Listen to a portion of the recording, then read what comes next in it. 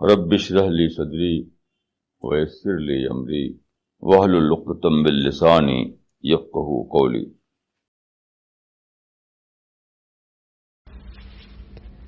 ایمان کیا ہے؟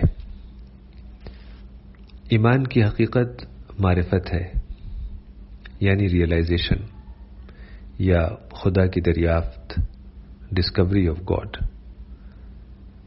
ایک انسان جب خدا کے وجود کو شعوری طور پر پالے اور خدائی حقیقتوں تک یعنی ڈیوائن ریالٹیز تک اس کی رسائی ہو جائے تو اسی کا نام ایمان ہے۔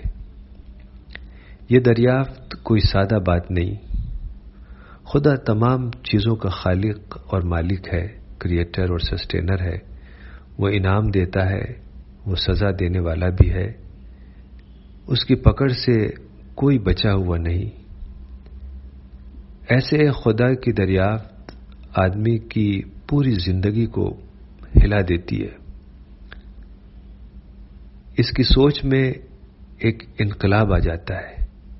اس کے تمام جذبات کا مرکز خدا بن جاتا ہے۔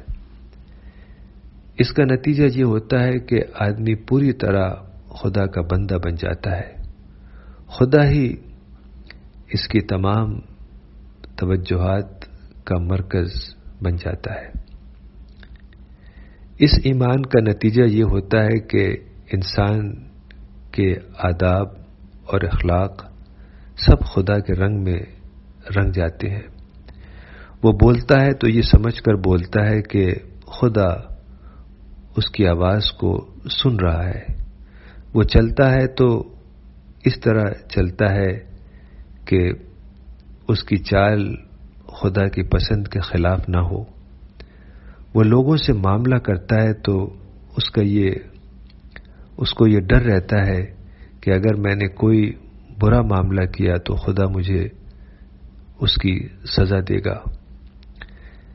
اس ایمان کا اثر یہ ہوتا ہے کہ آدمی کی پوری زندگی آخرت رخی بن جاتی ہے، ہیئر آفٹر اورینٹڈ بن جاتی ہے۔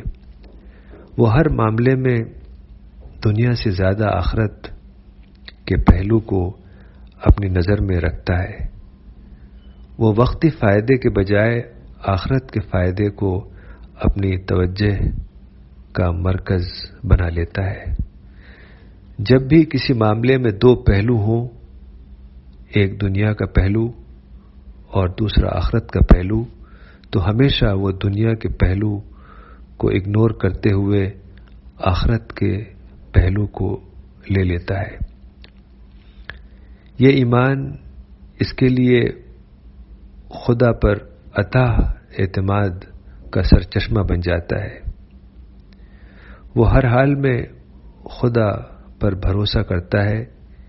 ایمان اپنی حقیقت کے اعتبار سے خدائے برتر کی پہچان کا نام ہے، مگر جب یہ پہچان کسی کے دل اور دماغ میں اترتی ہے تو وہ اس کی پوری شخصیت، پوری پرسنالٹی کو ایک نئی شخصیت بنا دیتی ہے۔ وہ ہر اعتبار سے ایک نیا انسان بن جاتا ہے۔ اسلام کیا ہے؟ بائی مولانا وحید الدین خان۔